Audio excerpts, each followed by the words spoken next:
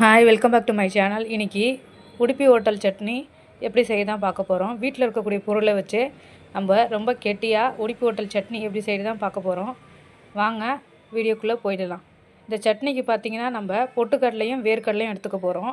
பொட்டுக்கடலை எந்த அளவுக்கு எடுக்கிறீங்களோ அதே அளவு வேர்க்கடலை எடுத்துக்கோங்க. நான் 1 கப் அளவு பொட்டுக்கடலை எடுத்திருக்கேன். இந்த பொட்டுக்கடலை பார்த்திங்கன்னா நல்லா வதக்குங்க. இப்படி எண்ணெய் ஊற்றாமல் ட்ரை ரோஸ்ட் பண்ணுங்கள். ரோஸ்ட் பண்ணும்போது கருக விட்டுறாதீங்க. நல்லா வாசம் வர அளவுக்கு வறுத்துக்கிட்டால் போதும். ஹையில் வைக்காமல் சிம்மில் வச்சு வறுத்துக்கோங்க. அதே பேனில் எந்த அளவுக்கு பொட்டுக்கடலை அளந்தீங்களோ அந்த கப்பில் நிலக்கடலை கொஞ்சம் எடுத்துக்கோங்க. ஒன்றும் பாதியமாக நான் தோல் உரித்து வச்சுருக்கேன்.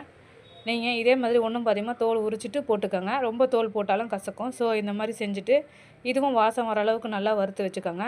இதோட ஒரு கொத்து கொத்தமல்லி கொஞ்சமாக போட்டுக்கோங்க. 1 டீஸ்பூன் அளவு தேங்காய் இதுக்கு அதிகமாக சேர்க்கக்கூடாது. புளி ஒரு சின்ன புளி அளவு சேர்த்துக்கோங்க. எலுமிச்சை அளவுல நெல்லிக்காய் அளவு சேர்த்துக்கோங்க.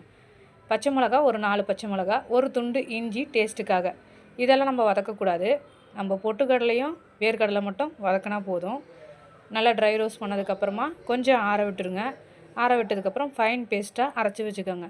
நாம் எப்பவும் கொடுக்குற தாளிப்பு மாதிரியே கடுகு உளுத்தம்பருப்பு போட்டுட்டு பெருங்காயத்தூள் கொஞ்சம் அதிகமாக போட்டுக்கோங்க. சட்னிக்கு தேவையான அளவு உப்பு சேர்த்துக்கோங்க. சேர்த்ததுக்கப்புறமா சட்னியை தாளித்து கொட்டிடுங்க. நல்லாயிருக்கும். இதே மாதிரி நீங்களும் க்ரீமியாக செஞ்சு பாருங்கள். செஞ்சு பார்த்துட்டு வீடியோவுக்கு சப்ஸ்கிரைப் பண்ணுங்கள். மறக்காமல் லைக் பண்ணுங்கள்.